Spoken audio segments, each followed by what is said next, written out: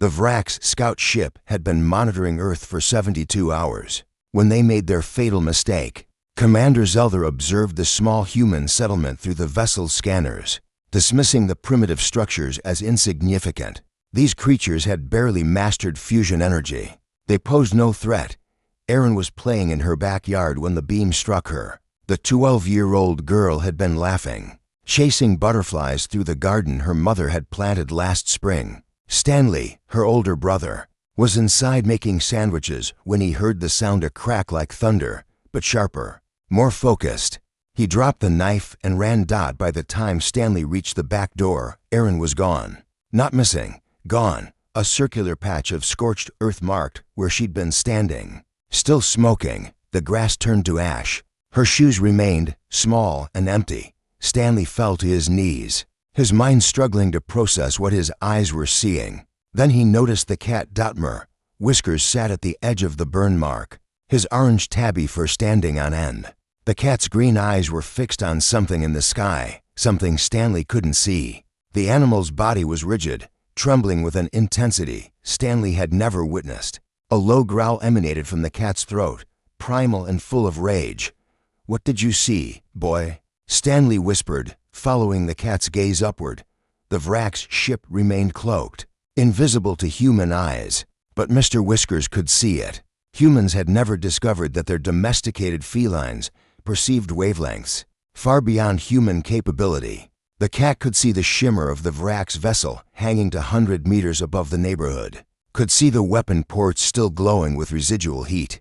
Commander Zelther reviewed the skin data with satisfaction. Target eliminated. Genetic sample acquired for analysis. The specimen's molecular structure will help us understand human vulnerability. What the Vraks didn't understand was that they hadn't just killed a child. They had killed that child. Erin had rescued Mr. Whiskers from a storm drain 3 years ago, had nursed him back to health, had shared her meals with him even when her family struggled. The bond between them transcended species, transcended logic, and cats never forget. Stanley watched in stunned disbelief as Mr. Whiskers began to change. At first, he thought grief was affecting his vision. The cat's body seemed to blur, to expand. Then Stanley realized this was real. Whiskers was growing. The transformation took 36 minutes. Stanley later learned that cats, unlike humans, had retained certain genetic sequences from Earth's prehistoric past dormant codes that activated only under extreme emotional trauma and in the presence of specific radiation signatures. The Vrak's weapon had provided both triggers. By minute 12, Mr. Whiskers was the size of a large dog. By minute 24, he'd reached the dimensions of a tiger.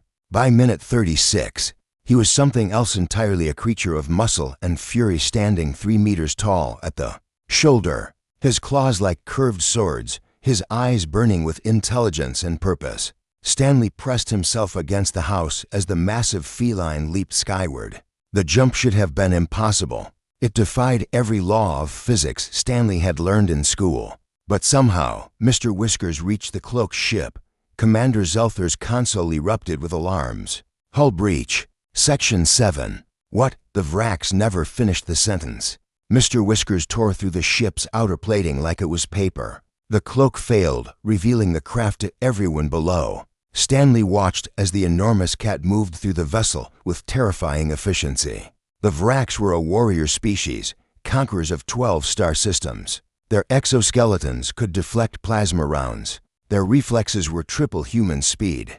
They had weapons that could vaporize mountains. None of it mattered.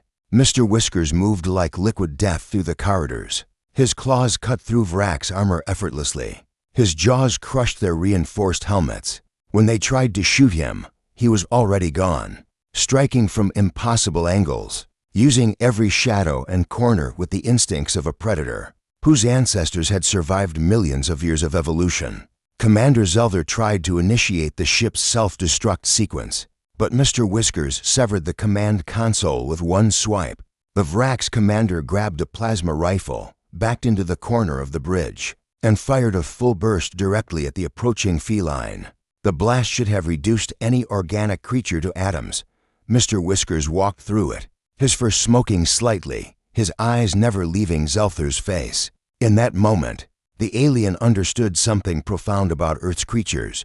They had been underestimated, not because they were weak, but because they chose not to show their true nature until someone they loved was taken from them. The attack lasted for minutes. When it ended, the Vrak's ship crashed into the nearby forest. Stanley ran toward the wreckage, his heart pounding. He found Mr. Whiskers sitting calmly in the clearing, shrinking back to his normal size. By the time Stanley reached him, the cat was just a cat again, orange fur, green eyes, slightly singed whiskers.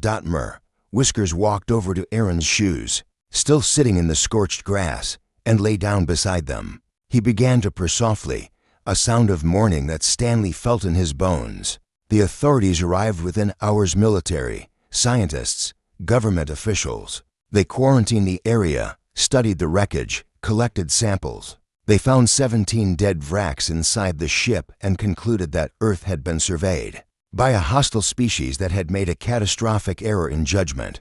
When they asked Stanley what happened, he told them the truth. Most didn't believe him, but the evidence was undeniable. And when they examined Mr. Whiskers, they found dormant genetic sequences that rewrote everything humanity thought it knew about Earth's animals. The Vrak's High Command received the distress beacon from Zelther's ship. They reviewed the black box data in silence. Then they did something unprecedented. They issued a formal apology to Earth and withdrew all survey missions from human space.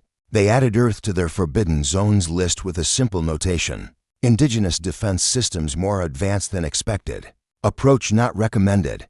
Stanley kept Mr. Whiskers, of course. The cat lived another 15 years, never transforming again. Content to spend his days in the sunlight where Aaron used to play.